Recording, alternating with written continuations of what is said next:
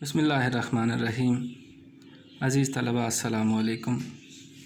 میں ہوں محمد توقیر احمد، لیکچرر شعبہ Urdu, government post graduate college اٹک۔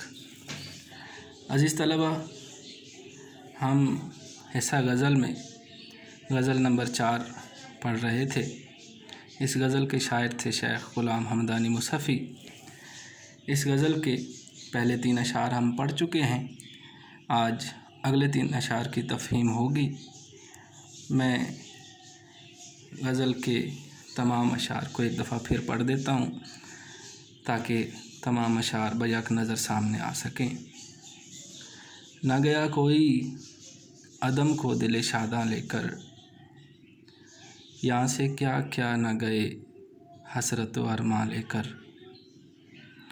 باغ وہ دشت جنوں تھا کہ کبھی جس میں سے، لالا و گل گئے ثابت نہ گریباں لے کر۔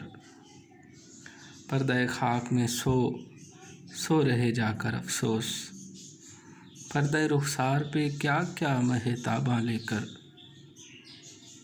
ابر کی طرح سے کر دیویں گے عالم کو نہال، ہم جدھر جاویں گے یہ دیدہ گریاں لے کر۔ پھر گئی سوئے اسیران قفس باد صبا، خبر آمد ایام بہاراں لے کر۔ مصحفی گوشہ عزلت کو سمجھ تخت شہی، کیا کرے گا تو ابس ملک سلیماں لے کر۔ عزیز طلباء، آخری 3 اشعار ابر کی طرح سے کر دیویں گے عالم کو نہال، یہ آج کا موضوع ہیں۔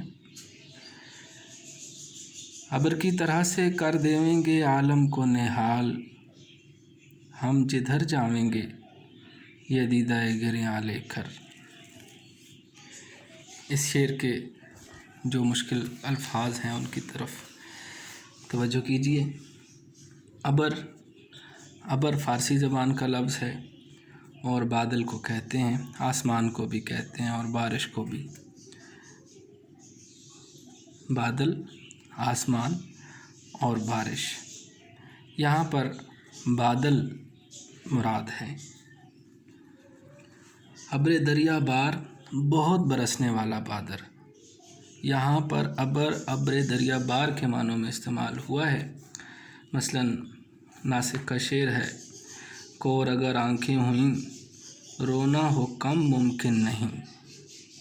آنکھیں اگر اندھی ہو گئی اس کے باوجود رونا کم نہیں ہوگا۔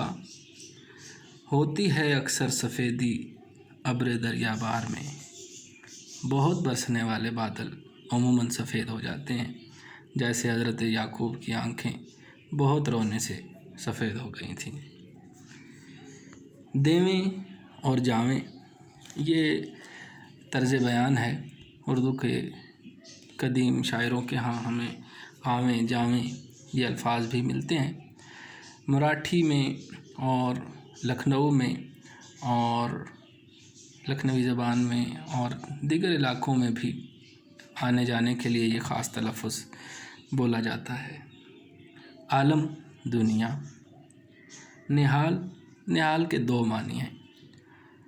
نہال کے ایک معنی ہے تازہ لگایا ہوا پودا اور دوسرے معنی ہیں تر بتر، پانی سے سیراب کر دینا۔ ناسخی کا شعر ہے کہ ہے فیض خاک نشینوں سے سر بلندوں کو، ہے فیض خاک نشینوں سے سر بلندوں کو، کہ سبز پانی ہی سے ہر نہال رہتا ہے، کہ سبز پانی ہی سے ہر نہال رہتا ہے۔ دیدہ گریاں روتی ہوئی آنکھیں۔ عزیز طلباء، اب لغوی وضاحت کے بعد ہم اس شعر کا مفہوم متعین کرنے کی کوشش کرتے ہیں۔ اس شعر کا مفہوم کچھ یوں ہے کہ ہم دنیا میں جہاں بھی جائیں گے اپنی برستی ہوئی آنکھوں سے بادل کی طرح ہر طرف جل تھل کر دیں گے، ہر چیز کو سیراب کر دیں گے۔ یہ اس کے سامنے کے معنی ہیں۔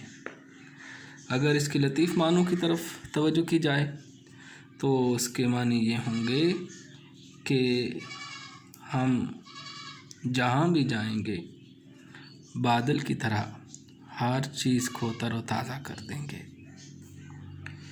عزیز طلباء، اس شعر میں دو باتیں علم بیان کے اعتبار سے قابل غور ہیں۔ ایک یہ کہ شاعر نے اس شعر میں رونے کے فعل کے لیے مبالغے سے کام لیا ہے۔ مبالغہ کسی کی مدح یا ذم یا صفت میں اس درجہ زیادتی کرنا کہ وہ خلاف عقل ہو۔ ظاہر ہے کہ کوئی اس قدر نہیں رو سکتا کہ اس سے زمین سیراب ہو جائے، تو اس شعر میں رونے کی کثرت کا جو بیان ہے وہ مبالغہ آمیز ہے۔ دوسری بات یہ کہ شاعر نے رونے کی کثرت کو بیان کرنے کے لیے آنکھوں سے بہنے والے آنسوؤں کو بادل سے برسنے والے قطروں کے ساتھ تشبیہ دی ہے۔ گویا شاعر اپنے رونے کی کثرت کو مؤثر انداز میں بیان کرنے کے لیے بادل کے برسنے سے تشبیہ دے رہا ہے۔ آپ تشبیہ کے ارکان سے واقف ہیں۔ یہاں پر دیدہ گریاں مشبہ ہے، روتی ہوئی آنکھیں یہ مشبہ ہیں، ان کو تشبیہ دی گئی ہے کس سے؟ بادل سے، برستے ہوئے بادل سے، ابر سے۔ ابر مشبہ بہی ہے، اور دونوں میں مشترک صفت کیا ہے؟ آنکھوں میں اور برستے ہوئے بادل میں۔ برستی ہوئی آنکھیں، آنسو بہاتی ہوئی آنکھیں اور برستے ہوئے بادلوں میں جو مشترک بات ہے وہ برسنا ہے، بہنا ہے، پانی کا بہنا۔ غرض تشبیہ اس شعر میں رونے کی کثرت کا بیان ہے۔ شاعر اپنے رونے کی کثرت کا بیان وہ پیش کرنا چاہتا ہے، حرف تشبیہ کی طرح ہے۔ عزیز طلباء، اس شعر میں شاعر نے اپنے رونے کی شدت کو بیان کیا ہے۔ آپ کو معلوم ہے کہ رونا انسان کی فطرت میں ہے۔ ہم جب کسی غم سے دوچار ہوتے ہیں اور وہ غم حد سے بڑھ جاتا ہے تو قدرتی طور پر ہمارے جسم میں مادی تبدیلی ہوتی ہے۔ وہ مادی تبدیلی دراصل کنورژن آف گریف ہے، غم کا صورت بدل لینا ہے۔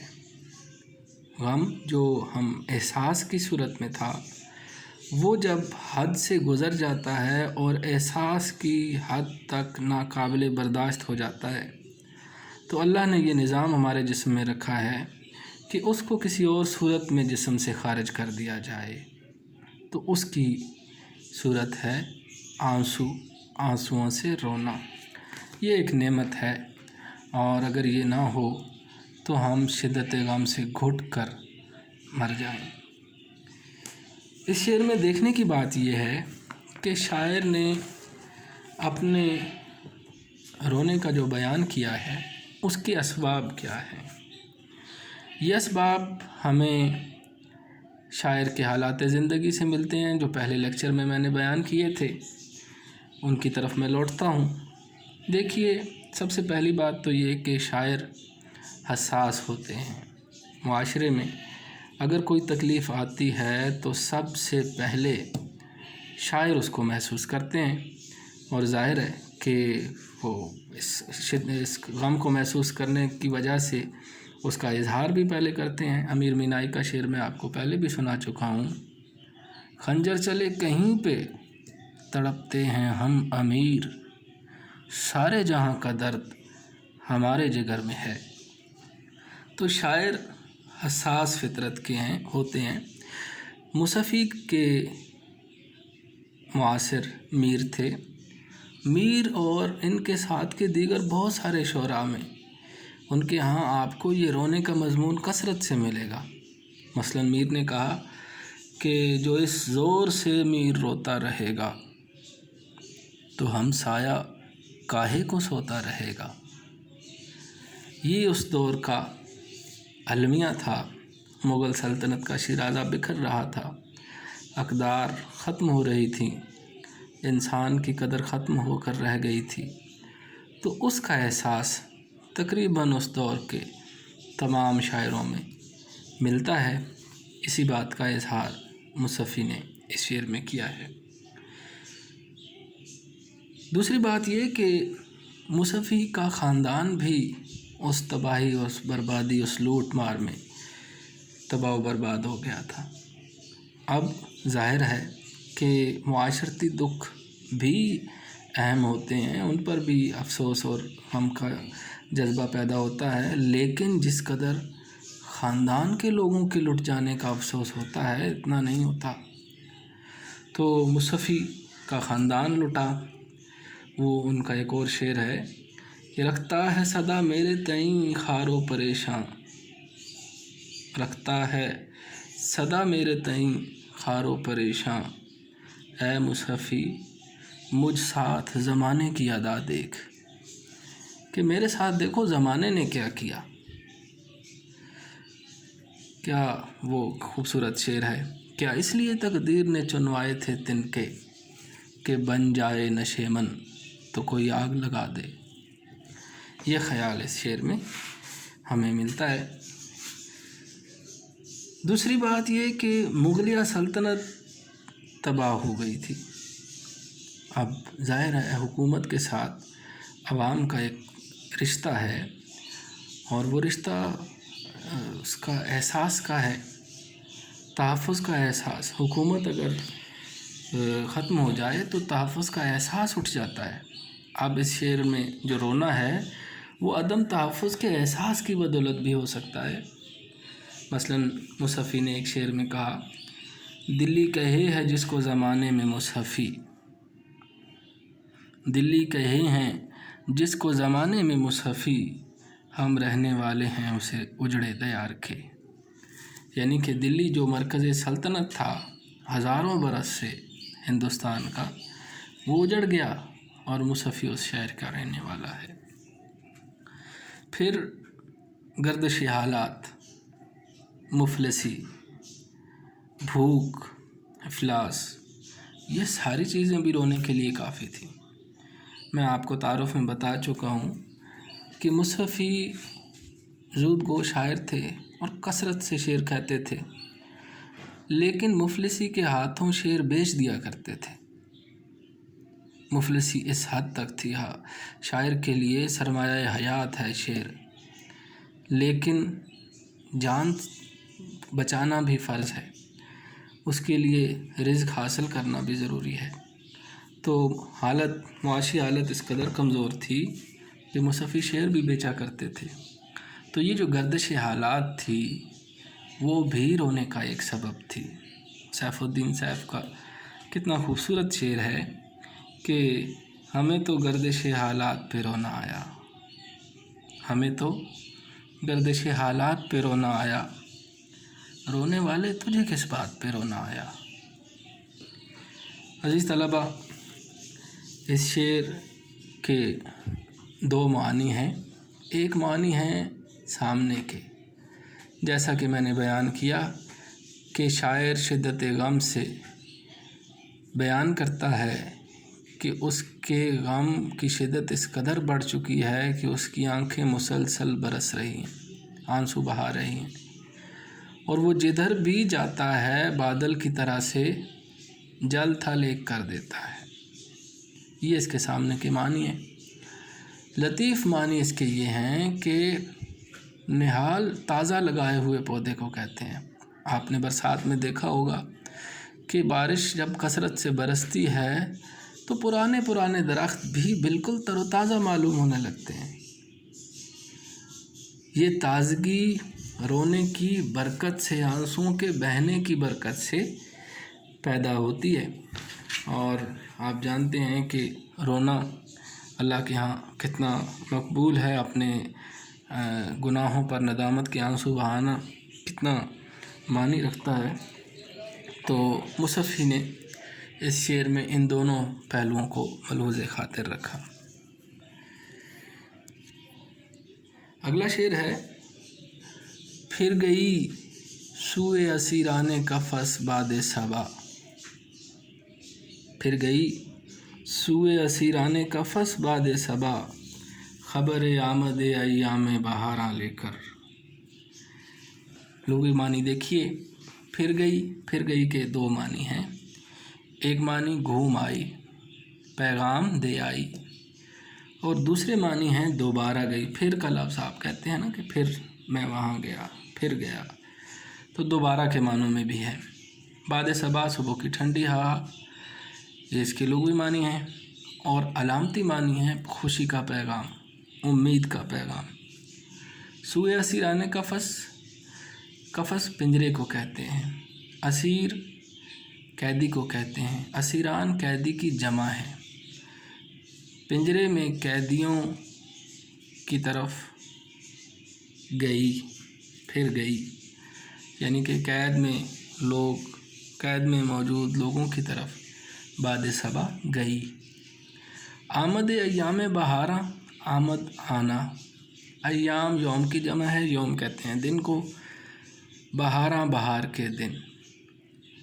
بہار معتدل موسم کو کہتے ہیں، اعتدال کے موسم کو کہتے ہیں، جس میں پھول کھلتے ہیں، جس میں پرندے چہچہاتے ہیں، جس میں ہر طرف خوشی کا سماں ہوتا ہے۔ تو بہار علامت ہے اچھے دنوں کی، خوشی کے دنوں کی علامت ہے، تکلیف ختم ہونے کے زمانے کی علامت ہے بہار۔ تو ان لغوی معنی کی مدد سے اس شعر کے بھی دو مفاہیم متعین کیے جا سکتے ہیں، ایک سامنے کے معنی ہیں اور ایک لطیف معنی ہیں۔ سامنے کے معنی دیکھیے کہ پھر گئی سوئے اسیران قفس باد صبا، خبر آمد ایام بہاراں لے کر۔ باد صبا، بہار کی آمد کا پیغام قفس میں پنچھی تک پہنچا آئی، قفس میں قید پرندوں تک پہنچا آئی۔ لطیف معنی یہ ہیں، باد صبا، دوبارہ قید خانے میں بہار کی آمد کی خبر لے کر گئی۔ یہ پہلے جو معنی ہیں ان میں جو آپ کے سامنے تصویر دکھائی جا رہی ہے اسکرین پر، آپ اسے توجہ سے ملاحظہ کیجئے تو یہی خیال جو شعر میں ہے وہ اس تصویر میں مصور نے پیش کیا ہے کہ پنجرے میں قید پرندے کو باد صبا نے بہار کی آمد کا پیغام دیا۔ عزیز طلبہ، اس معنی میں نا، یہ جو سامنے کے معنی ہیں، صبا نے پنجرے میں قید پرندوں کی بہار کی آمد کا پیغام دیا، اس کا نتیجہ کیا نکلا؟ اس کا نتیجہ موجب رنج ہونا ہے۔ جب قید میں، پنجرے میں پرندے کو معلوم ہوا کہ اس کے ساتھی چہچہا رہے ہیں، گلستان میں بہار آ گئی ہے، تو اس کی قید کا احساس، اس کے غم میں کئی گنا اضافہ ہو گیا، اور اس کا غم اس کے لیے اور شدید تر ہو گیا۔ اقبال کی نظم آپ نے سنی ہے، میں دوبارہ اس کی طرف آپ کی توجہ دلاتا ہوں۔ خوبصورت نظم ہے، بچپن میں ہمارے نصاب میں کسی کلاس میں بھی تھی، اب بھی یقیناً موجود ہوگی۔ پرندے کی فریاد، بہار کی آمد، پرندے کو باد صبا کا پیغام پرندے کی نفسیات پہ کیا اثر ڈالتا ہے، اس نظم میں بہت خوبصورتی سے پیش کیا گیا ہے۔ ذرا چند اشعار سنیے۔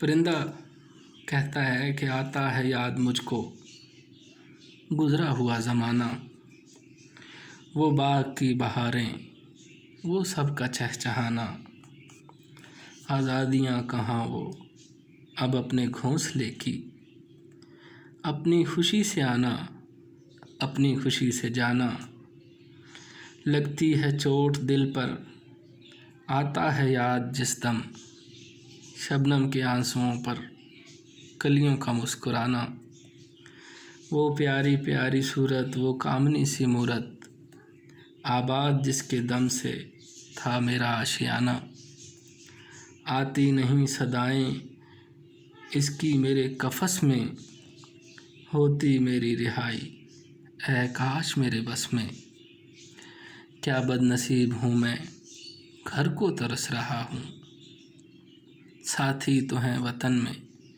میں قید میں پڑا ہوں، آئی بہار کلیاں پھولوں کی ہنس رہی ہیں، میں اس اندھیرے گھر میں قسمت کو رو رہا ہوں، اس قید کا الہی دکھڑا کسے سناؤں، ڈر ہے یہیں قفس میں غم سے مر نہ جاؤں، جب سے چمن چھٹا ہے یہ حال ہو گیا ہے، دل غم کو کھا رہا ہے، غم دل کو کھا رہا ہے، گانا اسے سمجھ کر خوش ہوں نہ سننے والے، دکھے ہوئے دلوں کی فریاد یہ صدا ہے، آزاد مجھ کو کر دے او قید کرنے والے، میں بے زباں ہوں قیدی تو چھوڑ کر دعا لے۔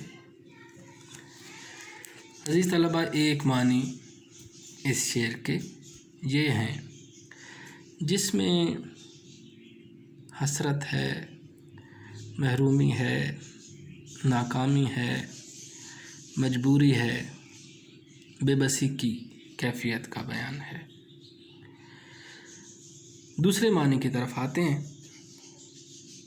پھر گئی سوئے اسیران قفس باد صبا، خبر آمد ایام بہارا لے کر۔ یہ ہیں علامتی معنی۔ علامتی معنی میں صبا نے قید خانے میں قیدیوں کو اچھے دنوں کی نوید سنائی، اور اس خبر کا نتیجہ کیا ہوا؟ خوشی کی صورت میں امید کی لہر بیدار ہو گئی، لوگوں کے اندر جینے کا ولولہ پیدا ہو گیا۔ عزیز طلباء، یہ جو تصویر آپ کے سامنے اسکرین پہ دکھائی دے رہی ہے تو یہ تصوراتی، لیکن یہ تصویر فورٹ ولیم کلکتہ کی تصویر ہے۔ آپ جانتے ہیں کہ 1710 میں انگریزوں نے کلکتہ میں تجارت کی غرض سے ایک حویلی بنائی تھی جو 1780 تک ایک قلعے کی صورت اختیار کر گئی تھی، اور آپ کے علم میں ہوگا کہ انگریزوں نے عظیم مغل سلطنت کو توڑنے کے لیے تقسیم کے ہتھوڑے سے کام لیا۔ مغل سلطنت کا زوال 600 کے قریب دیسی ریاستوں کی صورت میں نمودار ہوا۔ بڑی مغل سلطنت 600 چھوٹی چھوٹی ریاستوں میں تقسیم ہو گئی۔ اس تقسیم سے انگریزوں نے بہت فائدہ اٹھایا، مخالفین کا کھوج لگایا، کسی کے حلیف بنے، کسی کے حریف بنے، ایک کو شکست دی، دوسرے کو شکست دی، تیسرے کو شکست دی، بڑی بڑی تمام قوتوں کو اپنی گرفت میں لیتے چلے گئے، اور پھر قتل و غارت کا بازار گرم کیا۔ انگریزوں کے پاس توپیں، بندوقیں اور بارود کے ہتھیار آ چکے تھے، اس کا انہوں نے بے دریغ استعمال کیا ہندوستان کو حاصل کرنے میں۔ پھر مجبور لوگ ان کے ہاتھ چڑھ جاتے تھے، ان کو قید کر لیا جاتا تھا، اور آپ دیکھیے کہ فورٹ ولیم کے اس منظر میں کتنی بے رحمی کے ساتھ کتنے زیادہ لوگوں کو کس قدر حبس کے اس میں رکھا گیا ہے، اور آپ اس بات کا اندازہ لگا سکتے ہیں کہ کتنا ظلم انہوں نے روا رکھا ہوگا۔ تو مصفی نے اس شعر میں یہ کہا کہ پھر گئی سوئے اسیران قفس باد صبا، खबर आमद अय्याम बहारा लेकर कि कफस में कैदियों की तरफ फिर बाद सबा अच्छे दिनों का पैगाम लेकर गई है। शायर का काम हौसला फराहम करना है। शायर ने कैद में कैदियों को हौसला फराहम किया है। या दूसरी सूरत यह है कि ज़ाहिर है कि जैसी तैसी रियासतें थीं, उनमें किसी कदर इत्तेहाद की कोशिशें भी ज़रूर हुई होंगी, तो इत्तेहाद की कोशिशों का पैगाम भी जहाँ फ़िज़ा होता है। जब कैद में कैदियों को ये ख़बर मिलती होगी कि फ़लाँ रियासतें आपस में मुत्तहिद होकर अंग्रेज़ों पर चढ़ दौड़ेंगी और आपकी कैद के दिन ख़त्म हो जाएंगे, तो यकीनन उनके दिलों में उम्मीद जाग उठती होगी।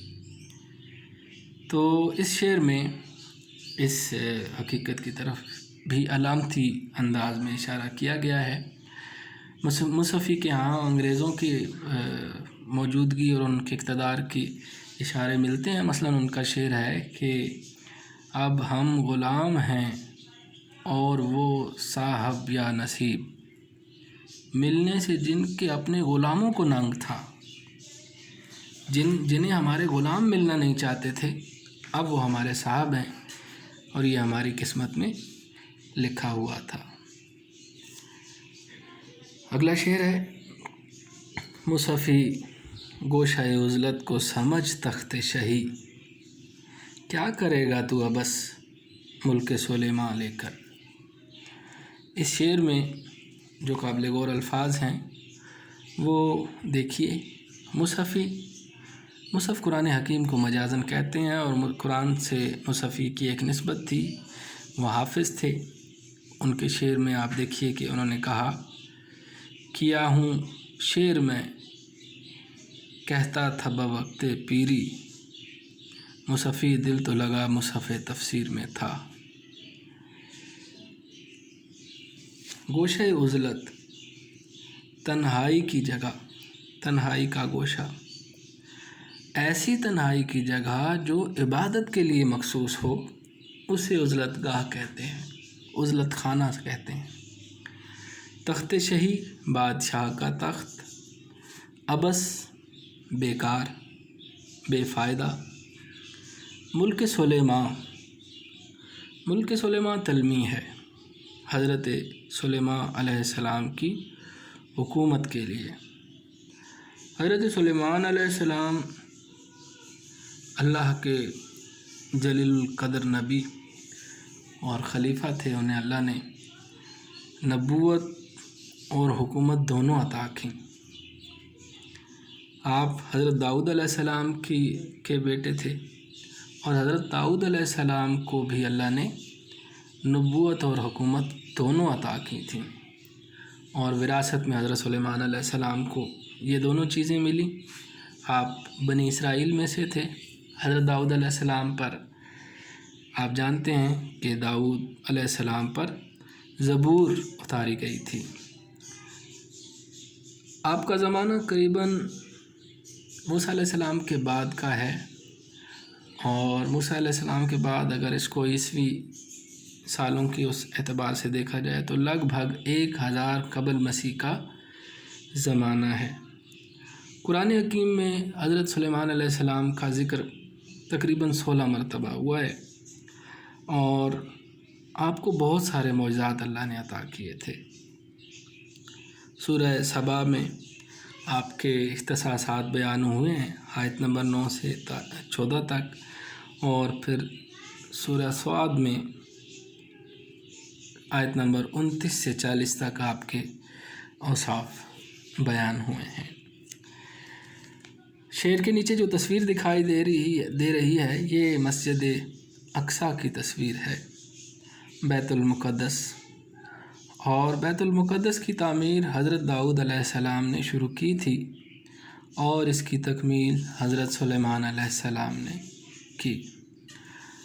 हज़रत सुलेमान अलैहिस्सलाम को अल्लाह ने जो मौजज़े अता किए थे उनमें से एक मौजज़ा ये था कि हवा आपके ताबे थी, اللہ نے ہوا کو آپ کے لیے مسخر کر دیا تھا، اور حضرت سلیمان علیہ السلام اپنے تخت پر جلوہ افروز ہوتے تھے اور ہوا کے دوش پر صبح کی سیر کے لیے نکلتے تھے اور شام کی سیر کے لیے نکلتے تھے، اور ہوا آپ کو اتنی سیر کرواتی، اتنی مسافت پر لے کے جاتی تھی جتنا ایک ماہ تیز رفتار گھوڑا دوڑتا ہے۔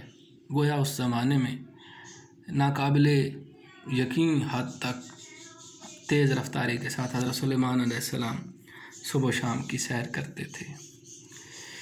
پھر اللہ نے آپ کے لیے تانبے کے چشمے بہا دیے۔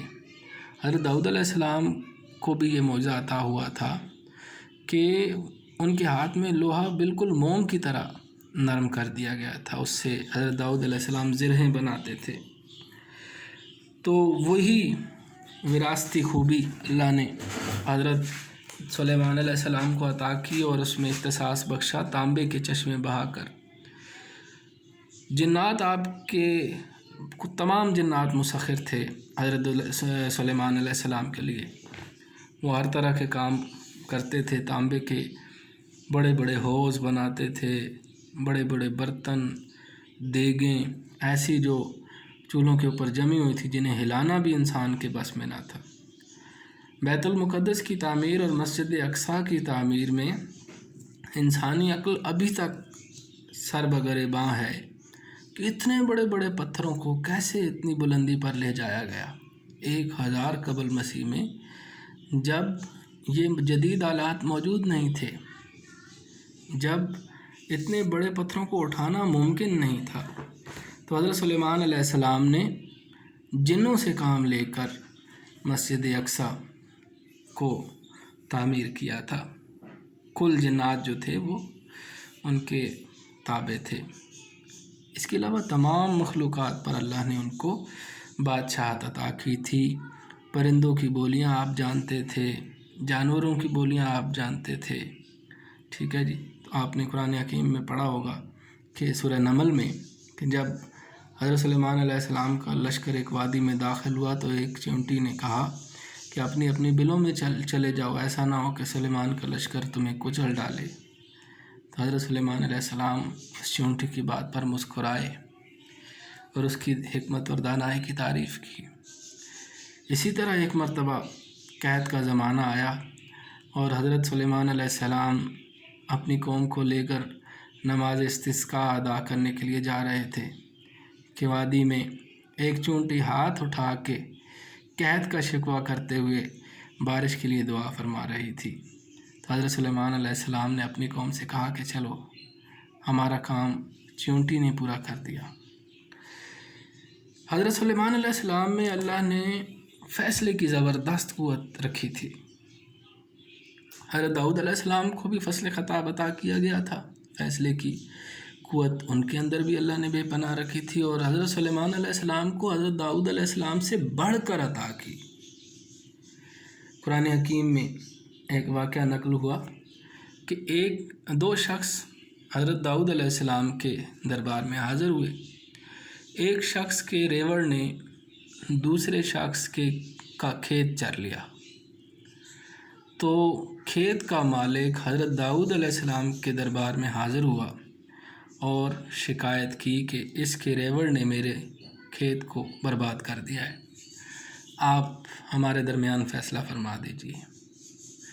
حضرت داؤد علیہ السلام نے فیصلہ کیا کہ کھیت کی قیمت اور ریوڑ کی قیمت مساوی ہے، اس لیے ریوڑ کا مالک ریوڑ کھیت والے کے حوالے کر دے۔ حضرت سلیمان علیہ السلام اس وقت چھوٹے تھے، قریب ہی بیٹھے ہوئے تھے۔ حضرت سلیمان علیہ السلام نے حضرت داؤد کے فیصلے کی تائید کی اور کہا کہ اس سے بہتر فیصلہ بھی ممکن ہے۔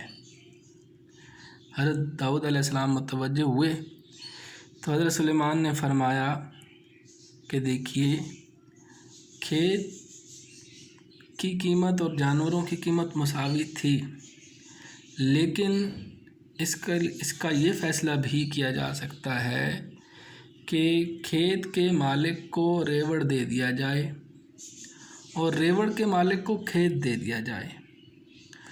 ریوڑ کا مالک کھیت پر اس وقت تک محنت کرے جب تک فصل اسی منزل پر نہ پہنچ جائے جس منزل پر اس کے ریوڑ نے چرا تھا کھیت کو۔ تب تک ریوڑ کا کھیت کا مالک بھیڑ بکریوں سے فائدہ اٹھائے، اور بھیڑ بکریوں کے مالک کی سزا یہ ہے کہ یہ اس وقت تک کھیت پر محنت کرے جب تک کہ کھیت میں فصل تیار نہ ہو جائے۔ تو یہ فیصلہ حضرت داؤد علیہ السلام کو بہت پسند آیا اور اسی کے مطابق عمل کیا گیا۔ ایک مرتبہ حضرت داؤد علیہ السلام کے دربار میں 2 عورتیں آئیں۔ دونوں عورتوں کی گود میں بچے تھے۔ جنگل میں ایک عورت کا بچہ بھیڑیا لے گیا۔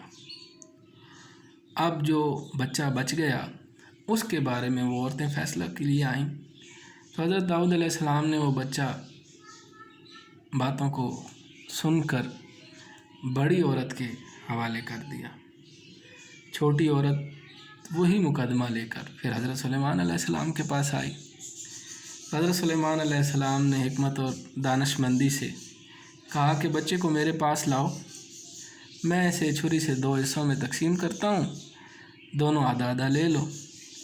تو چھوٹی عورت نے کہا نہیں رہنے دیجئے، انہی کے پاس رہنے دیجئے۔ حضرت سلیمان علیہ السلام نے جذبے سے محسوس کر لیا کہ بچہ چھوٹی عورت کا ہے، اور آپ نے وہ بچہ انہیں دلوا دیا۔ حضرت سلیمان علیہ السلام کی یہ حکومت تمام چرند پرند انسان حیوان جن تمام مخلوقات کے اوپر تھی۔ پھر انہوں نے سورہ سواد میں دعا بھی حضرت سلیمان علیہ السلام کی آئی ہے۔ آپ نے اللہ کے حضور گڑ گڑا کر فرمایا، رب اغفر لی وہب لی ملکا لا ینبغی لأحد من بعدی انک انت الوہاب۔ اے میرے پروردگار، مجھ کو بخش دے اور میرے لیے ایسی حکومت قائم کر جو میرے بعد کسی کے لیے بھی میسر نہ ہو، بے شک تو بہت دینے والا ہے۔ اللہ نے حضرت سلیمان علیہ السلام کی یہ دعا قبول کی اور آپ کو ایسی حکومت عطا کی جو کسی کے حصے میں نہ آئی۔ ایک مرتبہ نبی اکرم صلی اللہ علیہ وسلم مسجد نبوی میں نماز ادا فرما رہے تھے کہ دوران نماز صحابہ نے آپ کو وہ کلمات کہتے سنا جو اس سے پہلے آپ نے نہ کہے تھے، اور نماز کے دوران آپ ایک قدم آگے بڑھے۔ نماز کے بعد صحابہ نے آپ سے پوچھا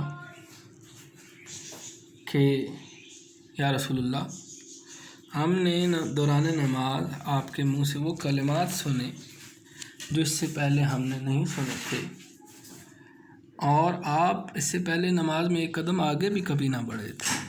تو آپ صلی اللہ علیہ وسلم نے ارشاد فرمایا کہ دوران نماز ایک شیطان نے میری نماز کو خراب کرنے کی کوشش کی، میں نے اللہ کی پناہ لی، اور اس کے بعد اس نے پھر تنگ کیا، پھر میں نے اس کو پکڑنے کی کوشش کی اور اللہ نے اس کو میرے بس میں کر دیا، اور میں چاہتا تھا کہ اس کو مسجد کے ستون سے باندھ دوں تاکہ تم صبح اٹھ کے دیکھ سکو۔ اور صحیح مسلم میں آیا ہے کہ تاکہ مدینے کے بچے اس سے کھیلیں۔ وہ جن تھا جو میری نماز کو خراب کرنے آیا۔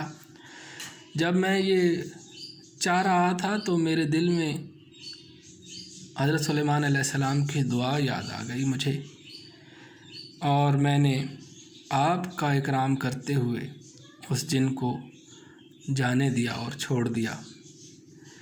تو عزیز طلبہ، حضرت سلیمان علیہ السلام اللہ کے جلیل القدر نبی تھے جنہیں حکومت بھی عطا کی گئی تھی، اور دنیا میں ایسی حکومت کسی کو عطا نہیں کی گئی۔ قصص الانبیاء میں بہت سے واقعات آپ اس کے علاوہ بھی دیکھ سکتے ہیں۔ اب ان لغوی وضاحتوں کی مدد سے میں اس شعر کی بنیادی مفہوم کو متعین کرتا ہوں، اور وہ یہ ہے کہ مصفی اپنی عبادت گاہ کو بادشاہ کا تخت سمجھ، ملک سلیمان لے کر تو کیا کرے گا۔ اس شعر میں قابل غور بات یہ ہے کہ مصفی نے گوشہ عزلت پر اکتفا کیوں کیا، اپنی عبادت گاہ کو کافی قرار دیا، ملک سلیمان حکومت پر، عہدے پر، منصب پر کیوں فضیلت دی۔ اس کا جواب یہ ہے کہ سلطنت، عہدہ، اقتدار، ان سب چیزوں سے آزمائش بڑھ جاتی ہے، اور بالآخر بخشش کے لیے فضل اللہ کی رضا ہی کام آتی ہے۔ تو کیوں نہ حقیقت پر نظر رکھتے ہوئے اپنے کام کو آسان کر لیا جائے۔ حدیث مبارکہ میں آیا ہے کہ نبی اکرم صلی اللہ علیہ وآلہ وسلم نے فرمایا کہ میری امت کے مفلس امیروں سے 500 سال پہلے جنت میں داخل ہوں گے۔ اب ظاہر ہے کہ مصفی کے پیش نظر یہ بات بھی ہوگی، پھر مصفی دنیا کی بے ثباتی کے شاہد عادل بھی تھے، ان کے سامنے بڑے بڑے بادشاہوں کے تخت الٹ دیے گئے تھے، بہت قوی لوگ ذلیل ہو چکے تھے، تو حقیقت مصفی کے سامنے تھی، اس لیے انہوں نے عہدے، منصب، حکومت اور تخت شاہی پر اپنے عبادت گاہ کے خلوت خانے کو ترجیح دی۔ عزیز طلباء، یہ تصویر میں آپ دیکھ رہے ہیں بیت المقدس، یہ حضرت سلیمان علیہ السلام کے ہاتھوں اس کی تکمیل ہوئی تھی، اور یہ دیکھیے یہ قصر سلیمان ہے، حضرت سلیمان علیہ السلام کا قصر، ان کا محل۔ آپ دیکھیے کہ 1000 قبل مسیح میں کس قدر عالی شان، کس قدر عظیم الشان، کس قدر رفیع، کس قدر کشادہ، کس قدر حسین محل حضرت سلیمان علیہ السلام نے تیار کروایا تھا، جن و انس پر اپنی حکومت کا ایک مظہر، نشانی کے طور پر دنیا میں موجود ہے۔ تو مصفی نے ملک سلیمان پر اس حکومت پر عبادت کو ترجیح دی۔ مجھے امید ہے کہ آپ ان اشعار کے معنی کو سمجھ چکے ہوں گے۔ اس کے ساتھ ہی مصفی کی دوسری غزل تمام ہوئی۔ اگلے سبق تک کے لیے اجازت دیجیے۔ اللہ حافظ۔